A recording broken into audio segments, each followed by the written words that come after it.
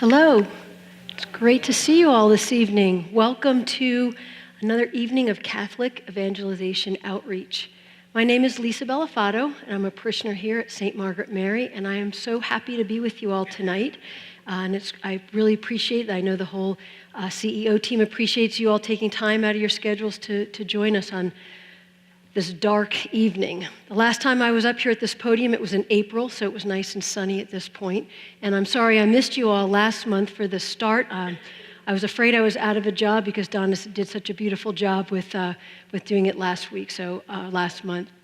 But when I was listening to Donna's talk, I realized when she said that this is our 4th year of doing this, which is just amazing to me that we've been doing this so long, and I appreciate you all being with us.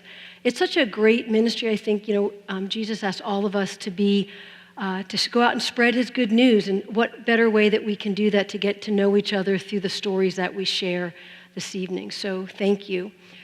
So it is my pleasure to introduce our speaker tonight.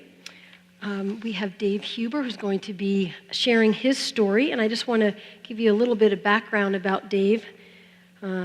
Dave has been part of our St. Margaret Mary family here for 19 years, and Dave is a professional realtor for 15 years. He's a St. Xavier, Go Tigers alum, so that's awesome. Received his undergraduate degree from Bellarmine University and his executive MBA in management from Pace University in New York City. Doesn't end there. He's got a lot going on here, which is awesome. He also earned a National Honor Society recognition in business and administration, and he completed the president's class at Harvard University in Boston, Massachusetts, and most recently earned his Master's of Arts in Spirituality from Bellarmine University in 2014. It's wonderful. Dave is married to Terry, who became a Catholic in 2000, and they have 3 children, Kate, Chris, and Sarah, and 4 grandchildren. Dave loves to travel, he says especially cruising, and he enjoys spending his time golfing, spending time with his grandchildren, dining out with Terry, sports, and cycling. His burning desire is to travel, of course with the love of his life, Terry. And this one I love. This is something that no one knows about Dave, but he says that he has parachuted 30 times, 15 sport jumps plus 15 military jumps, and it says here, his chute opened nearly every time. So hopefully we'll get more stories about that when we're in the hospitality room. But on that note, I'd like for us to give a warm CEO welcome to Dave as he shares his story.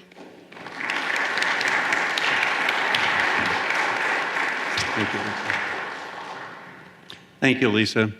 Hopefully this mic is good for everybody. For all those who are standing in the back, there's some available seating up front. If you wanted to come in, so there's 13, 14 of you. Not everybody's here, so that's good. Just to see if we have anything in common to start with. Is anybody out there nervous? No, we don't have that in common then because, thank you, Patricia, or Teresa. What I like, first off, Lisa, thank you for that introduction. The nice thing about having a bio that long is it shortens the amount of time you have to give your talk. Instead of 30 minutes now, there's only 15 minutes that I have to fill. So that's pretty good. Terry told me, she said, you could also use that as your obituary. So I'm thinking about using it for that too, and save the time and stuff. But to get to a more serious note, Father, thank you for the opening prayer, but I have a prayer I'd like for you to join me in. And if you take the prayer card that you got when you came in, and if you'd stand and let's pray this prayer of Thomas Merton together, if you don't mind. My Lord God, I have no idea where I am going. I do not see the road ahead of me. I cannot know for certain where it will end, nor do I really know myself. And the fact that I think that I am following your will does not mean that I'm actually doing so. But I believe that the desire to please you does in fact please you. And I hope that I have that desire in all I am doing. I hope that I will never do anything apart from that desire. And I know that if I do this, you will lead me by the right road, though I may know nothing about it. Therefore, I will trust you always, though I may seem to be in the shadow of death. I will not fear, for you are ever with me, and you will never leave me to face my perils alone. Thank you.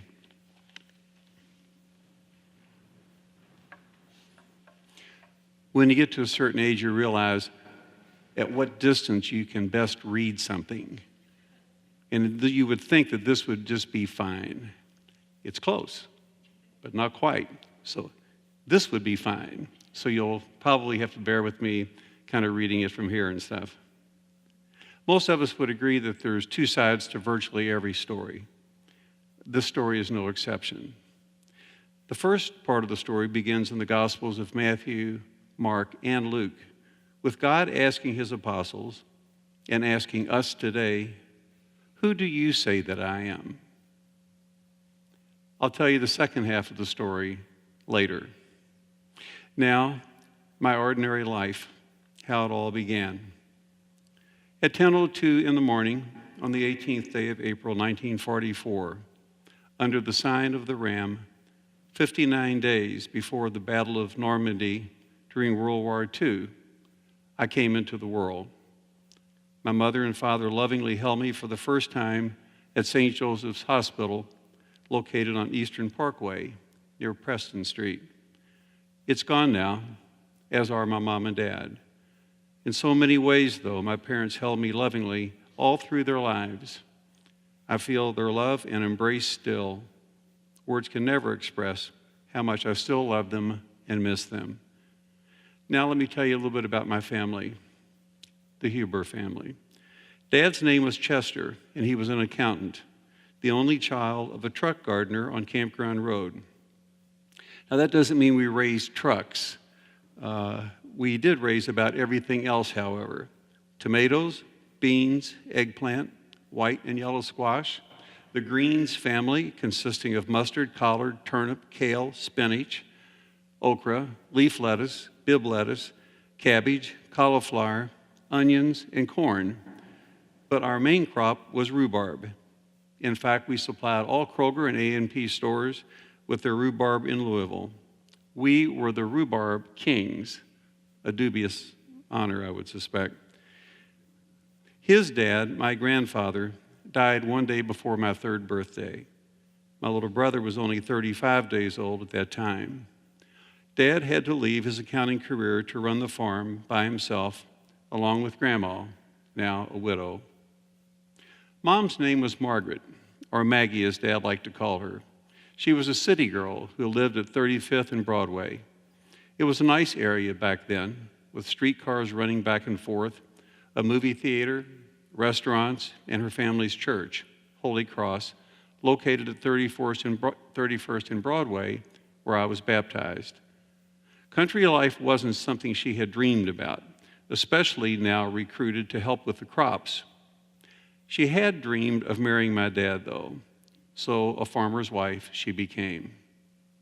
My little brother, I have an amazing little brother, Mike, my only sibling, whose love and faith journey remain an inspiration and guide for my own. Mike has two grown children, Barry and Christy, and has called Lexington home for many years. Sadly, he is a Kentucky Wildcats fan. And though he is now 71 years old, he will always be my little brother. We still get together for occasional visits and rounds of golf each summer. He's a wonderful brother, dad, and granddad. My grandma Huber, Josephine. I must mention my grandma Huber, Dad's mom, with whom we lived while Dad was in the Army. I absolutely loved her. She was the happiest person I can remember, full of life, music, and poetry. Occasionally, I still read some of her poetry and am amazed that she was so gifted so many years ago. I can still see her playing polkas on her piano as Dad accompanied her on the guitar or violin. We have always been a family who loves music, loves to dance, and tries to sing on key as much as possible. I will always remember my grandma and thank her for her love and role in my life. She died at the age of 88. Grandma and Grandpa Mattingly. They were Mom's parents. Mostly I remember that they were victims of the Great Depression, having lost most of what little they had. In my lifetime, they never owned a car, relying on buses and streetcars for transportation. Grandpa was a carpenter who took his lunch each day in a brown paper sack filled with whatever Grandma had made him. He drank sweet tea with more sugar in it than any dietitian would ever allow anyone. I smiled when he came home from work because when he came home, he brought the same bag and the same string Grandma had used on it the previous day, along with his thermos. That bag and string may still be floating around. They lived a quiet life, were prayerful and good people. They both passed away, also at the age of 88, 6 months apart. All of my family are buried at Calvary Cemetery. I will be too. My children, this topic could go on forever. You two are lucky I'm not going to do that, though. Anyway, my children are now grown, Kate, Chris, and Sarah, and 4 wonderful grandchildren, Peyton Marie, Ryan Michael, Sita Louise, and Elliot Michael. I'm also blessed to have the best daughter-in-law in the world, Jennifer, and her mom and dad, John and Dee Sackfield, members of Our Lady of Lourdes, who are our treasured friends. Another part of the family that you might not think about, and that was my guardian angel. For much of my life, I've prayed to know the name of my guardian angel. Sounds silly, I guess, but that's just me. One night while I was living in Tell City, Indiana, as I lay on my back, looking up at a dark ceiling, after again making my usual request, suddenly I saw, in small round bulbs, like those surrounding a Hollywood makeup mirror, his name spelled out in a straight horizontal row. It said, Thomas. Whether that was just my imagination, the wish of a devoted guardian angel seeker or not, I've always believed that my guardian angel's name is Thomas. I pray through him daily. Matter of fact, how many of you remember the guardian angel prayer? If you do, say it with me. It's very short. Angel of God, my guardian dear, to whom God's love commits me here, ever this day be at my side, to light and guard, to rule and guide. Don't laugh. The word angels is mentioned in the Bible 296 times. Thomas has done a Herculean job protecting me. I think he's the only angel to be awarded the Purple Heart. Thank you, Thomas. Now that you know the family, let's stroll through my life's history. The good, the bad, the ugly, and the forgiven. Life on the farm. The farming years. Well, there we were, reluctant farmers. Dad, Mom, Grandma, Mike, me, 5 hired hands, and oh yeah, Pudgy, our dog. Well, life on the farm was kind of laid back. Ain't much an old country boy like me can't hack. Early to rise and early in the sack. Thank God I was a country boy. They say that hindsight is 20/20, which is what makes looking back on these days now seem like the best childhood any boy could have. John Denver's lyrics weren't so melodious, though, when you were a teenager, wishing you could be doing something else, something fun. Not much escaping that either, since I was this tall when I was 14, a natural for farm work, or so my dad told me. Of course, he also told me that I had a face for radio. That was my dad, though, from whom I inherited my sense of humor. Still, my days and years working side by side with him taught me the dignity of labor, satisfaction with a good day's work, and a discipline that has served me well to this day. It wasn't always glamorous. It wasn't always easy, and it wasn't without some yelling, talking back, tears, and the need for forgiveness. Few professions depend so directly upon God for their livelihood. If it doesn't rain when you need for it to, the crops don't grow. And if the crops don't grow, you don't get paid. And if you don't get paid, well, it makes for an awfully lean year. Maybe because of that, we prayed a lot and often. We went to daily 6 o'clock Mass with Mom and Dad at St. Dennis Catholic Church on Cane Run Road, and we prayed the Rosary together every night. Faith Formation 101. My sisters, these sisters have quotes on them. In addition to my family, no small amount of credit for my faith formation belongs to the Ursuline Sisters of Mount St. Joseph outside of Owensboro, Kentucky, who taught me from the first grade through the eighth. These holy women are all saints in my book, and I love them still. Sadly, the last remaining teacher who taught me, Sister Joseph Angela Boone, died last Sunday, November the 11th, at the age of 90. Back then, going to a Catholic grade school was different. There, the primary emphasis was on learning about being Catholic, more than anything else. Well, we learned what we jokingly call the 3 R's, reading, writing, arithmetic, but we also learned a 4th R, and that was religion. Through the childlike simplicity of the Baltimore Catechism, we were able to memorize the answers to questions like, who am I, and why did God make me? And when the church bells rang at noon, everyone stopped what they were doing, regardless of what that was, and prayed the Angelus together. I'll always cherish those days and those remarkable saints of Mount St. Joseph. Gethsemane. My ordinary life became extraordinary for me during the summer of 1960, when I was at the Abbey of Gethsemane, about 12 miles outside of Bardstown, Kentucky. It's a monastery that's nestled and surrounded by over 2,000 acres in rural Nelson County. I was seriously discerning a vocation to the monastic life at that time. By then, I had made retreats 3 previous times. This would be my second meeting with Gethsemane's 45-year-old novice master, a monk named Father Lewis, better known to most people as Thomas Merton.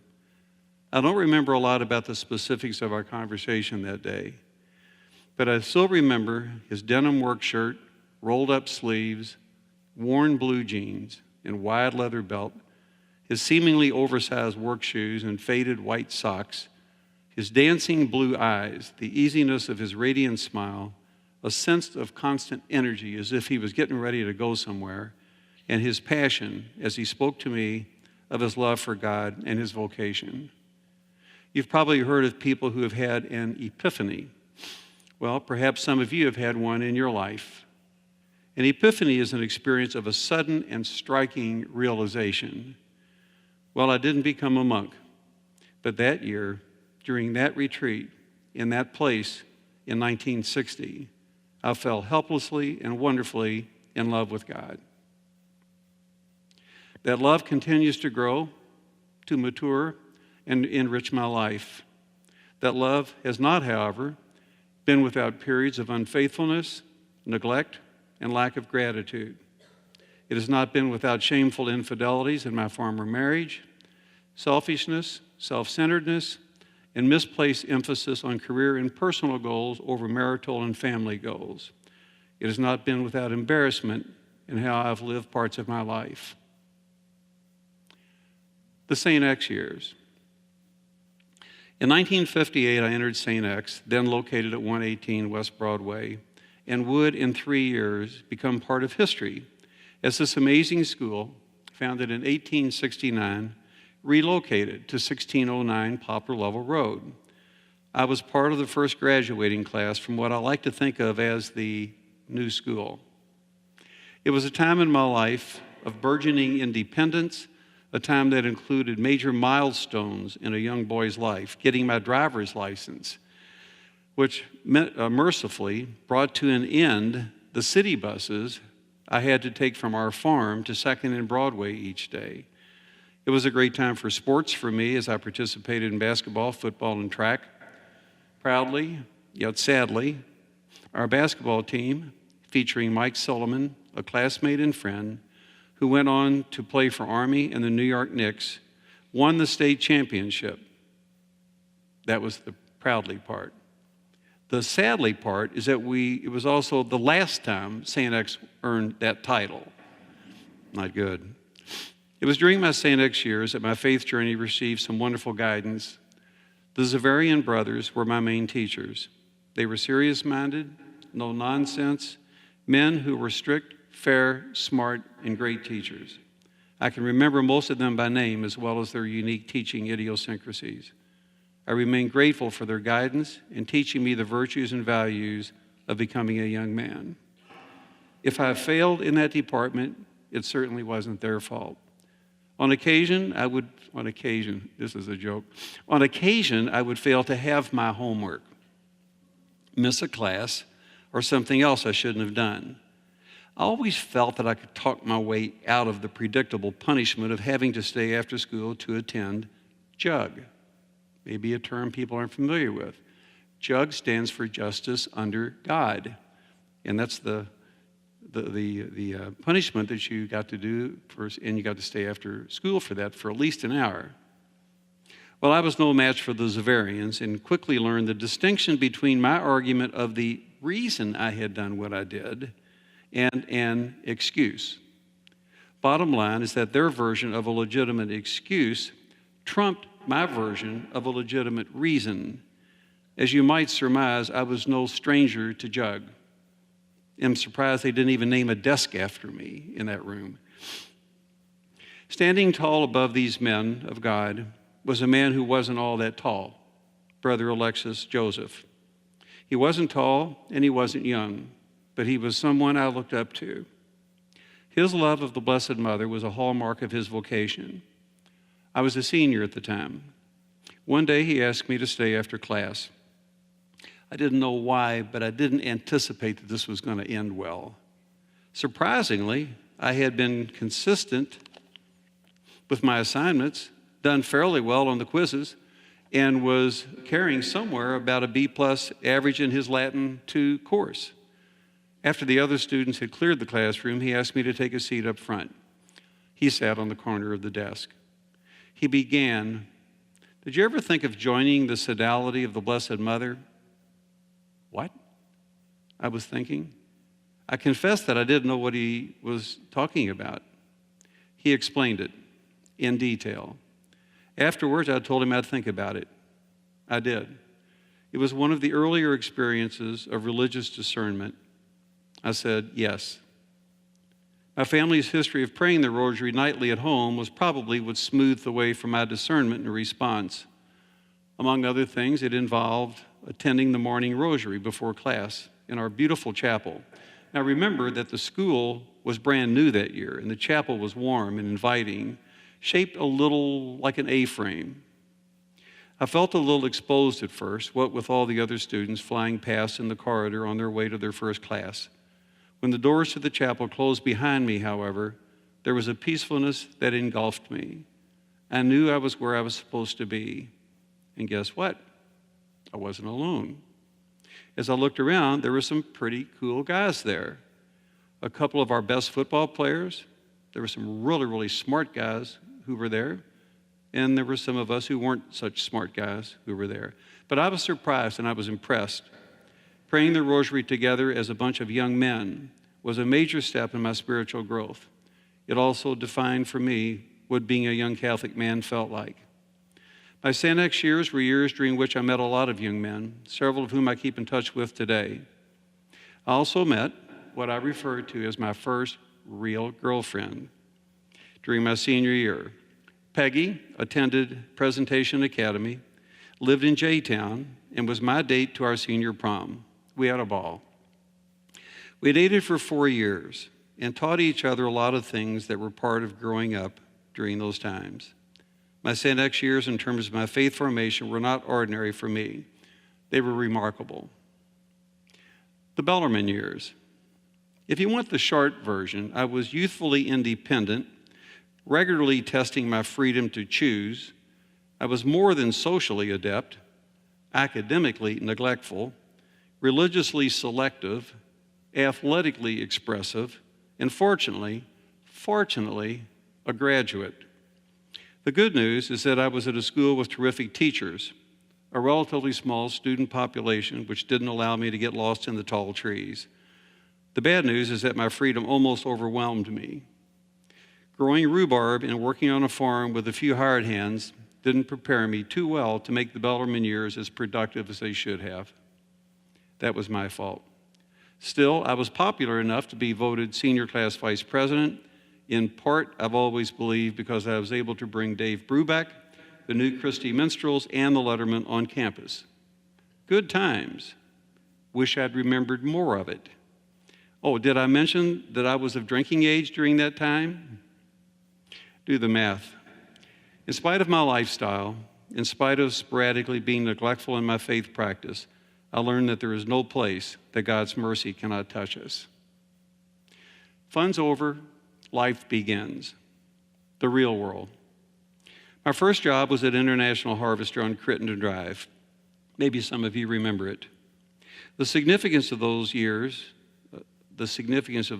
years, is that I met a girl who would, 5 years later, become my wife, Jan. I joined IBM and we moved to Cincinnati. 3 years later, we moved to Music City and the Country Music Hall of Fame, Nashville, Tennessee. Hee Haw, Roger Miller's King of the Road, and Ronnie Millsap's Smoky Mountain Rain rang out during my first managerial job. We loved it there.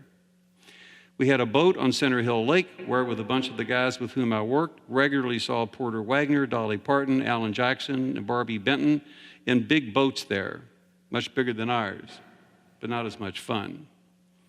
Our greatest memory of Nashville, Tennessee, came in the form of our first child, Catherine Ashley Huber, baptized by Monsignor Rowling at St. Henry.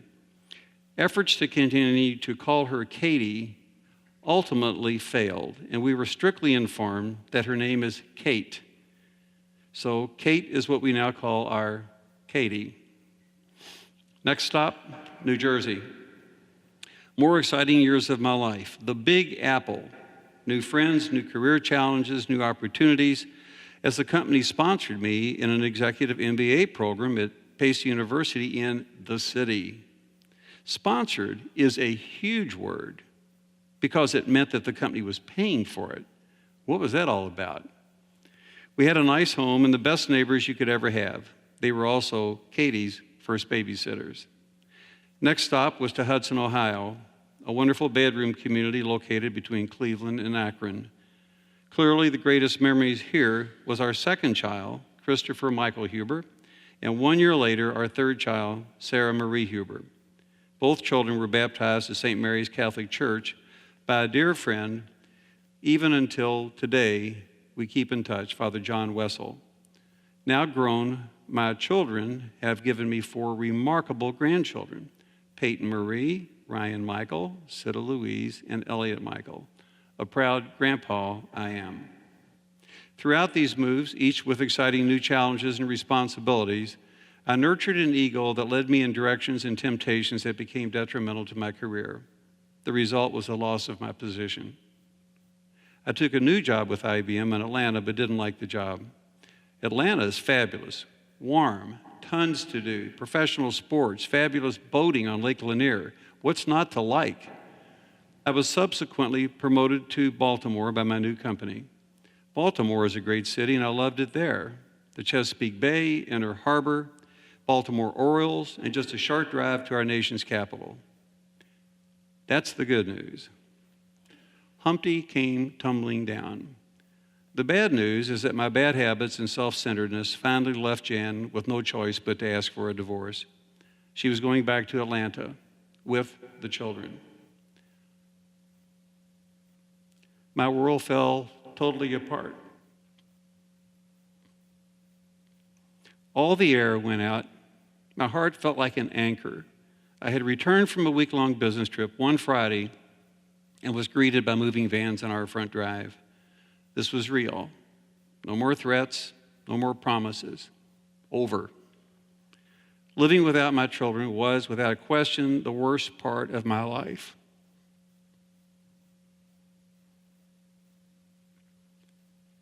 Wendell Berry said, "It is not from ourselves that we will learn to be better than we are." Prayer in the darkest moments of my life, away from my children, was all that saved me.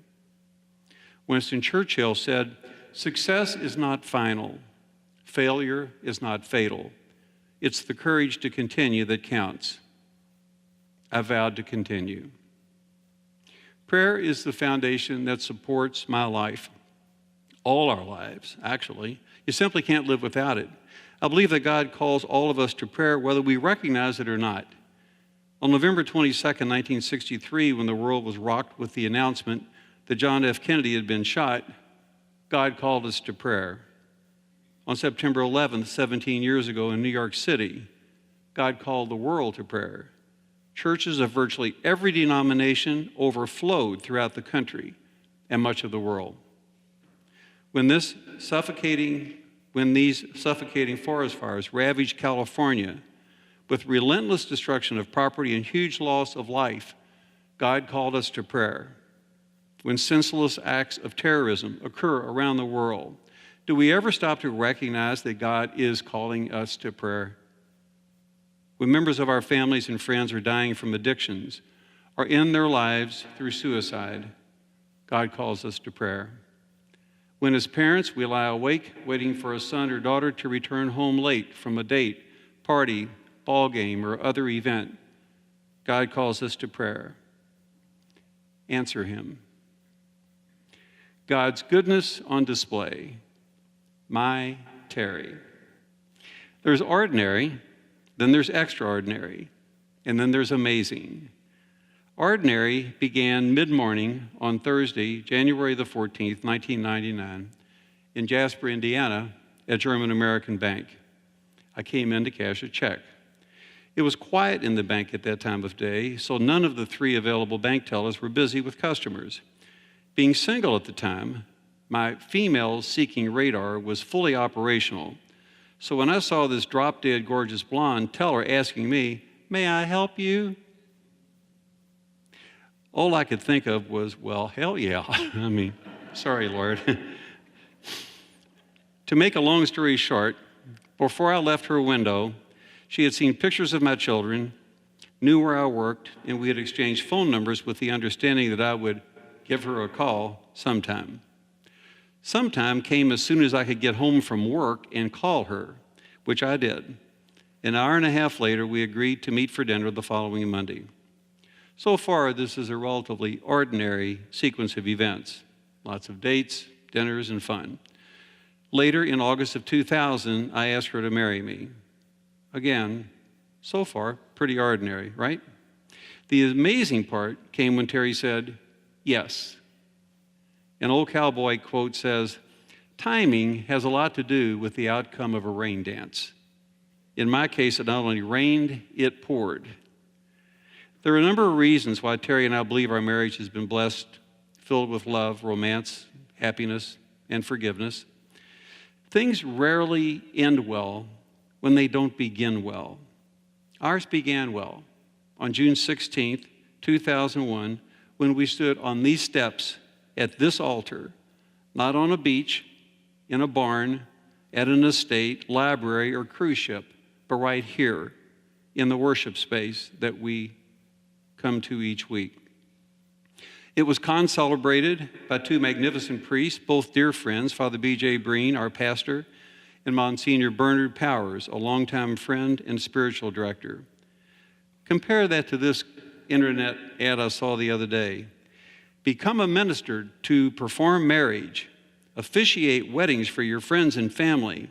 Our free ordination grants you full legal authority to conduct marriage ceremonies all across the U.S. Wow. Really? Jesus reminds us that we can only be as close to him as we want. We wanted to make him the center of our marriage. He was, he is, and he will continue to be. The concluding hymn that I chose for tonight's talk is, in fact, entitled, "You Are the Center of My Life." That, in great part, is why we have a remarkable marriage. My confidence to remarry was not an easy one, having failed before. I questioned whether things would be different this time, whether I would be different this time. I gained a new perspective through the words of Heraclitus, a Greek philosopher who lived between 535 and 475 BC. He said that no man ever steps into the same river twice. The explanation is because the river is constantly flowing. And as such, no man ever steps into the same river twice because it's not the same river, and he is not the same man. With that confidence, I stepped into that river again, and things are different this time. We've been married 6,364 days. But who's counting? Next topic is St. Margaret Mary. Another extraordinary part of my faith formation began for both Terry and me when we joined the faith community of St. Margaret Mary nearly 20 years ago. It is here that Terry came into full communion with the Catholic Church. It is here that we have received the sacraments of the Holy Eucharist, reconciliation, and the anointing of the sick. It is here that we both attended Christ Renews His Parish retreats. It is here that we have continually been surrounded by the love, support, and prayers of so many of you who are with us here tonight. It is here that we have been guided in our faith by amazing and selfless priests and deacons. I continue to be inspired in my faith journey by the examples of that special group of people in our parish who faithfully worship at our weekday masses, and those whose special devotion to the Blessed Mother draw them to the sanctuary to pray the rosary together. Their prayers inspire our students who hear them praying the rosary as they come into Mass during the week. The Lake House, the good years. In the words of the great philosopher Mae West, you only live once, but if you do it right, once is enough. Terry and I have embraced that philosophy in a way that would make Mae West proud. Let me explain that when most people refer to a place they own as a lake house, it implies that there is another house somewhere else. In our case, there isn't. That's all we've got. Actually, our deck hangs over the lake. We have a 7-acre lake behind our house. It hangs over the lake. Much of our courtship and all of our marriage has been reflected in our times on this deck, on this lake. Anyone who's been to our house will tell you that our house itself is fairly ordinarily, certainly not big by any standard. But the views of the lake and 30 acres of common ground on the other side of it are truly remarkable. From the deck, we have entertained hundreds of friends, enjoyed family get-togethers, and watched the grandchildren enthusiastically throw dog food to the geese. We don't tell the geese that it's dog food, and they don't seem to mind. We feed our winged visitors who swarm our way when they actually see activity in the house or on the deck. Pretty smart, those guys. We even name an occasional goose due to some unique feature it may have. We have turtles, bullfrogs, and mallards in smaller numbers who consider our place their restaurant. When Terry sees a sword of them swimming toward us, she will announce, "Mallard family, party of 6. We have large catfish, tons of bluegill, and large grass carp to control any algae that may wish to grow in the lake. It doesn't stand a chance. Across the lake, we regularly see up to 16 or so deer as they run and play or nurse their babies. Mostly, though, it's all about Terry and me. It's our special place, a place where we debrief each other after work about the day's activity, share a glass of wine, listen to music, and in general, have our own little happy hour. It's the best part of our day. Weekend mornings find us out on the deck, having coffee, sitting there together, watching the sunrise. That deck has been the scene of many discussions about God, our lives, and His constant presence in our marriage. A marriage in which He is constantly invited and to which He always accepts. No story about the lake, about our home, or about our good years together would be complete without telling you briefly about Emmett, our big, wonderful dog. Emmett meant everything to me, and it broke my heart when he passed away nearly a year and a half ago. I've never loved a dog like I loved Emmett. He was my best buddy. These 17 years being married to Terry have been the happiest years of my life. As Monsignor Powers, who thinks the world of Terry, continues to remind me with a smile, he says, "Listen to her, David. She'll drag you forward." And indeed she does. I love you, Terry. Do you remember the question that I asked, that Jesus asked His apostles and us at the beginning of my talk? Well, now, for the other side of the story, each morning, each night, each moment of my life, I try to evaluate my relationship with God, not by responding to His question of, "Who do you say that I am?" but by asking Him, "Who do you say that I am?"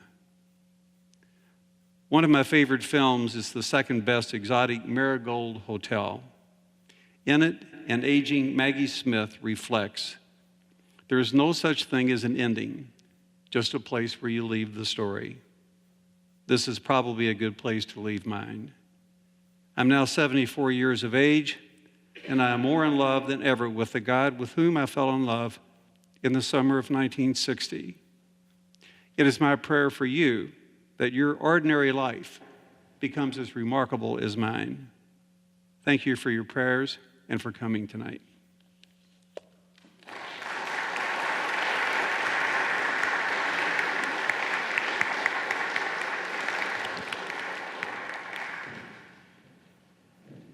Dave, thank you so much. Beautiful story, so well told. I think I could sit here all night to listen to you. It's just this, you could just feel the sense of the beautiful rhythm through his life and the story he's shared with us. And I think what really struck me was how you said, and again at the end, that how you fell in love with God. And what a great way for all of us to be if we could have that experience of falling in love with God where he becomes the center of our life, and then our ordinary lives become these extraordinary, beautiful expressions of his love. So thank you for sharing that. So we're getting ready to make our transition over to the hospitality room to enjoy some refreshments there and get to talk to Dave a little bit more about his ordinarily extraordinary life or extraordinarily ordinary life. However, we'd love to hear a little bit more, get to talk with each other. A big thank you to our CEO team and for Laurel, who does the videoing for us, so we have this for others in our parish and around our community to enjoy. And I just want to ask you all if you would save the date. February 10th will be our next time we get together for our CEO ministry. Donna Koenig will be our speaker. And just be on the lookout in our bulletin for some further information about the description of her talk, but if you mark your calendar for February 10th. So between now and then, a lot is happening. I get to wish you all happy Thanksgiving. I think this time of year is a great time to really reflect on the Lord being the center of our life as we get ready to move into the Advent season and into Christmas. So we, from the CEO team, we wish you just blessed holidays, enjoying your time with your family and with the Lord, and look forward to seeing you over at the Hospitality Center. So thank you all very much. Have a great evening.